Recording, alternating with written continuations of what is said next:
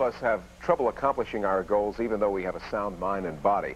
And then there are people like the one Susan White Bowden is going to tell us about tonight. A little boy with no arms, but who has a firm grasp on what he wants to do with his life and how to get there. And it won't be on the back of someone else, Ken. 10-year-old John Hudson was born without arms and only one short leg and a foot.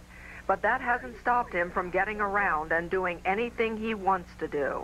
John goes to regular school. He's in the 5th grade at the William Paca School in Harford County. Though he gets help from schoolmates and his teacher, he does his own work, writing, drawing, and figuring. His foot is his hands, and as many kids unconsciously fiddle with a pencil in their fingers, he does the same with his toes. You're so happy, so bright. You got these wonderful dimples, this wonderful smile. Am I embarrassing you? No. I have a feeling that you're going to do whatever it is you want to do. Yes. Do you have that same feeling? Yes.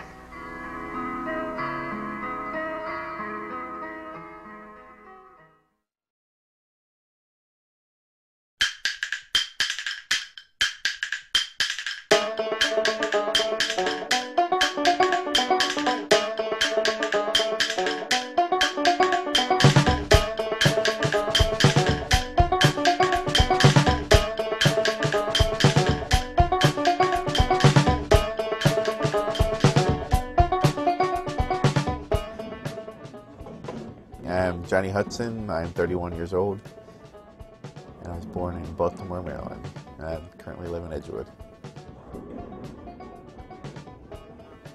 I started bowling, now I guess it's been about 7 years ago, and just started hanging out the bowling alley, just something to do. And I began bowling using the bumpers, and just pushing the ball and bouncing it off the bumpers. And then I really just tried focusing on doing good, and I noticed that once in a while I could actually get the ball to go down the lane without hitting the bumpers.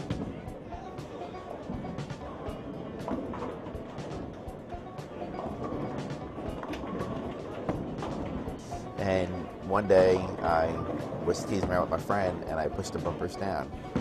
He's like, "What are you doing?" And I rolled the ball, and I think I only got like 1 pin, 2 pins, something like that.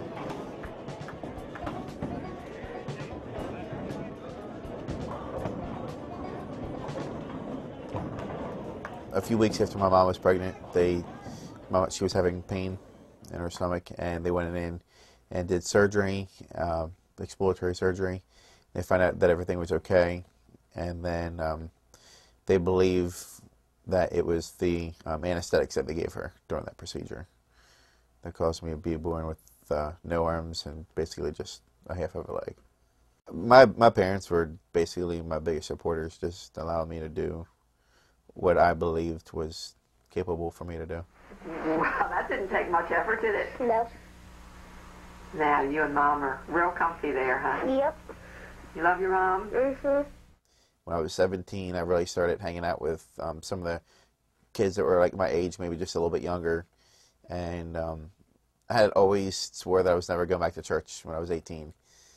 And it was October the 4th, 1995. 4 days after my 18th birthday, I accepted Christ as my Savior. Just, I accepted the call to preach the same night. So I went to Bible college in Downingtown, Pennsylvania, a school called Northeast Baptist College, and earned my 4-year degree in 3 years. And then after that, I earned my master's and my doctorate from a school in Camilla, Georgia, called Andersonville Baptist Seminary. And I've basically been going to different churches and preaching. The last count, I've been to over 90 different churches in the last 8 years. I don't even know how many people I've met or have people I've been in front of. I've ministered to crowds as little as 3 people. And just recently, I went to First Baptist Church of Hammond, Indiana, and there were over 10,000 people in attendance in person, and that's not counting the people that were watching over the internet worldwide. Isn't God great? He really is.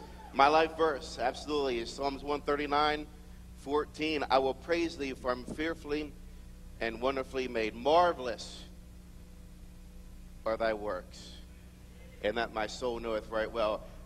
God always has a purpose in the way that a person is born. It's our job to figure out what our purpose is in life. Psalms 139, verse 14 is not just to a guy with no arms and a wheelchair. It's to that guy in the third row that's saying, God, I would do this, but I can't.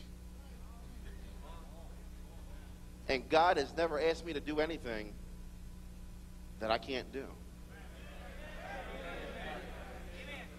It's not about me, folks. It really isn't. I can drive a vehicle. The theme all week is going the distance for God, and tonight's about overcoming hurdles. My van, when I drove it off the lot, was $140,000.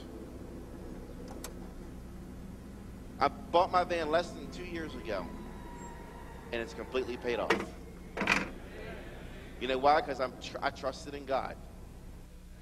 I've been wanting to drive for a long time, and several years ago I decided to look into it and saw on the internet the equipment that I can use, and just pretty much went from there. The state of Maryland helped pay for the modifications. They were $93,000, and it took a long process, about 2 years, for them to get everything set up and ready to go for them to to finance the total purchase of just the modifications. And then there's a dealership on the other side of Baltimore, down in Beltsville, where I bought the vehicle from. And after I purchased the vehicle, the state of Maryland, paid for the modifications to be installed. And the van is actually going to be 2 years old. Well, by the time this is probably seen, a little over 2 years old. March the 25th, I believe, is when I drove the van off the lot. I think a lot of times with a disability, you have to be a little bit more charming than most people, because the average girl doesn't want to have to deal with a person with a disability. They don't know what all is involved. Most girls think, I don't want to deal with it because I'm going to have to do so many things. And realistically, there's not much that, my wife, when I eventually get married, will have to do. So I am looking for a wife, by the way, so if you know any, I won't lay a hand on her, even after we're married.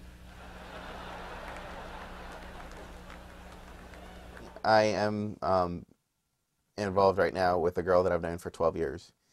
Her and I have been best friends for 12 years, and things are just falling into place. In fact, you talked about opportunity. I had the opportunity this last Sunday to go up to Brooklyn, New York to see her. And if I didn't drive, I wouldn't be able to do that.